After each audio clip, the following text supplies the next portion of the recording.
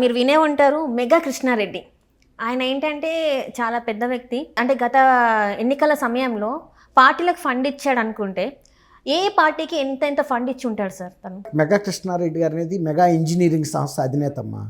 ఆయన దాదాపు ఆయన పెరుగుదల అంటే ఎదుగుదల అంతా కూడా దాదాపు ఒక 1.5 ఒక దశాబ్దంన్నర కాలంలో వచ్చిన వ్యక్తి అయిన. అంతకుముందు ఈ మెగా ఇంజనీరింగ్ సంస్థ అనేది ఏం పెద్ద సంస్థ కాదు, గతంలో ఎక్కడ వినలేదు. ఈయన రెండు రాష్ట్ర ప్రభుత్వాలని రూల్ చేస్తున్నాడని చెప్పాలి, తెలంగాణ అండ్ ఆంధ్రప్రదేశ్. బహుశా మరి ఈయన తెలంగాణ ప్రాంతానికి చెందిన వ్యక్తి అని నేను అనుకుంటున్నాను, నల్గొండ జిల్లాకు చెందిన వ్యక్తి ఏమో అనుకుంటున్నాను. మెగా కృష్ణారెడ్డి గారు అంటే ఆయనకి చాలా బిజినెస్లో పార్ట్నర్షిప్లు ఉన్నాయి, ఇన్క్లూడింగ్ ఎలక్ట్రానిక్ మీడియాలో కూడా ఆయనకి TV9 లాంటి సంస్థల్లో ఆయన భాగస్వామి. ఇది కాకుండా ఆయన ఇండియాలో ఉన్న ధనికుల్లో 54వ వ్యక్తిగా ఫోర్బ్స్ రికార్డులో రికార్డ్ అయ్యాడు. దాదాపు $4.05 మిలియన్ US డాలర్స్ వెళ్తున్నట్టు ఆయన మొత్తం ఆస్తి ఒక ఫోర్బ్స్ రికార్డు ఉంది. జగన్మోహన్ రెడ్డి గారు చీఫ్ మినిస్టర్ అయిన తర్వాత ఆయనకే ఇచ్చారు పోలవరం ప్రాజెక్టు. తర్వాత ఇక్కడ కాళేశ్వరం ప్రాజెక్టులో కూడా ఎక్కువ భాగం నిర్మాణాలు చేసింది ఆయనే, మెగా కృష్ణారెడ్డి గారే. అవి కాకుండా ఈ రెండు రాష్ట్రాల్లోనూ చాలా మేజర్ ఈ పనులు వర్క్స్ ఏవైతే ఉంటాయో, సివిల్ వర్క్స్ కానీ మెకానికల్ కానీ ఇవన్నీ కూడా. తర్వాత ఆయనకి ఎలక్ట్రిక్ బస్సులు తయారు చేసే సంస్థ కూడా ఉంది, మెగా ఇంజనీరింగ్ ఇండియా లిమిటెడ్ అని మెయిల్.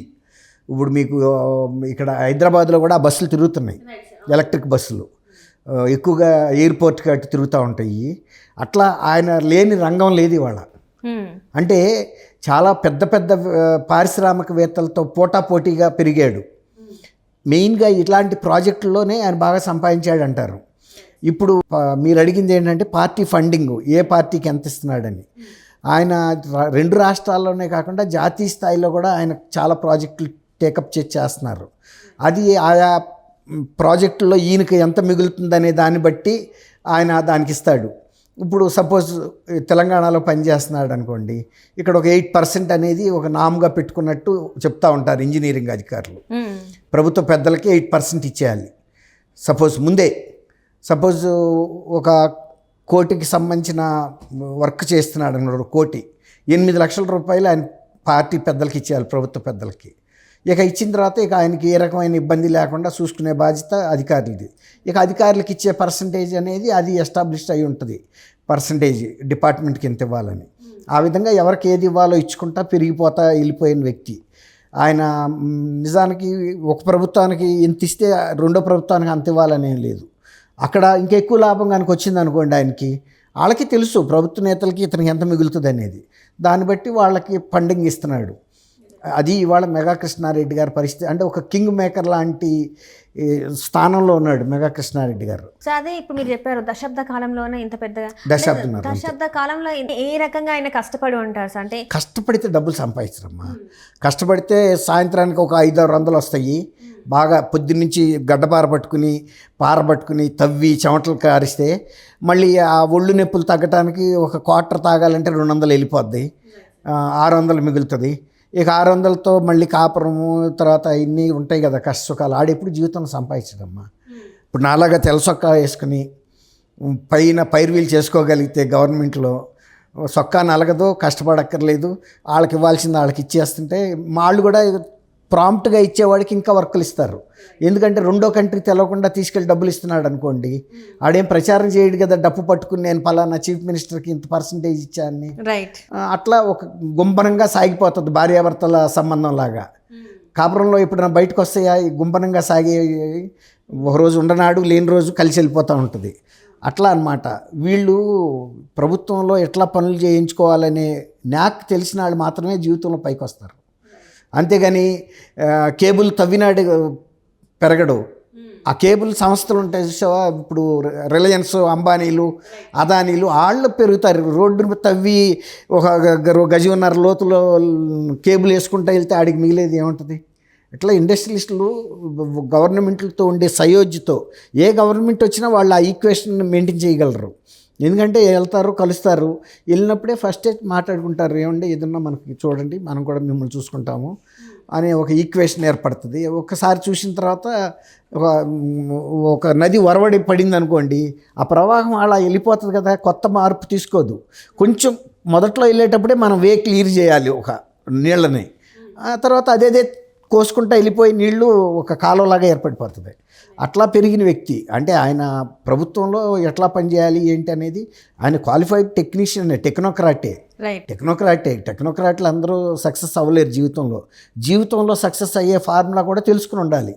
ప్రభుత్వాలతో మనం పెద్ద కాంట్రాక్ట్లు ఎట్లా పొందాలి, వాటిని ఎలా నిర్వహించాలి, తర్వాత నిర్వహించిన తర్వాత మళ్ళీ నెక్స్ట్ గవర్నమెంట్ అది మళ్ళీ కూడా వర్కులు మనకి ఎట్లా రిపీటెడ్గా వస్తూ ఉండాలనేది ఒక సిస్టమ్ని డెవలప్ చేసుకోవాలి. సో దీంట్లో మెగా కృష్ణారెడ్డి సక్సెస్ అయ్యారనేది అనుకోవాలి మనం. బాగా సక్సెస్ అవ్వబట్టగా 2 రాష్ట్రాల్లో తిరుగులేని పేరు వచ్చింది ఆయనకి.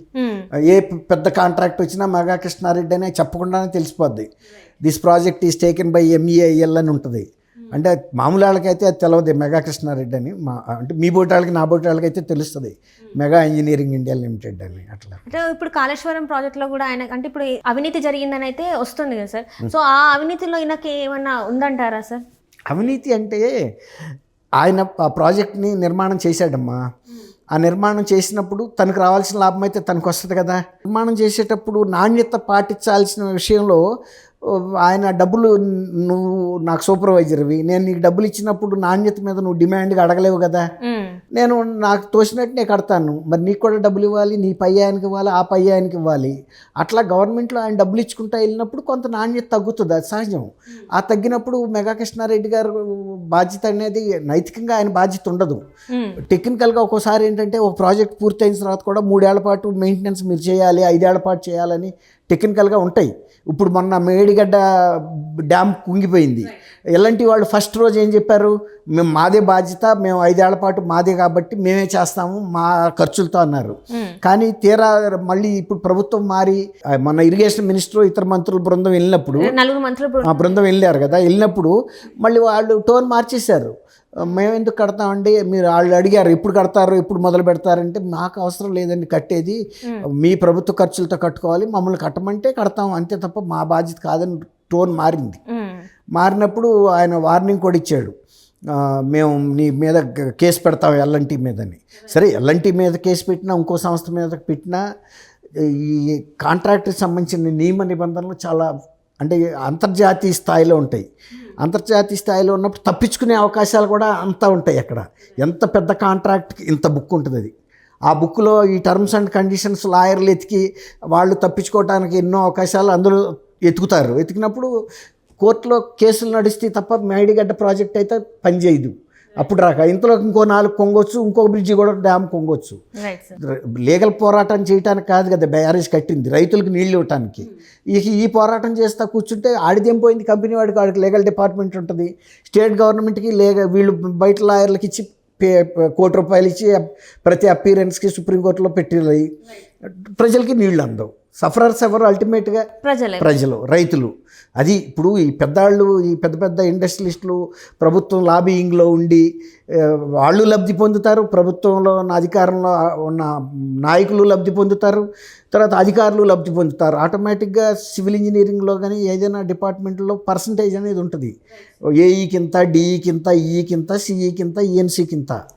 ఆటోమేటిక్గా ఆ పర్సంటేజ్ బిల్లు చేయగానే డబ్బులు ఇవ్వాల్సిందే.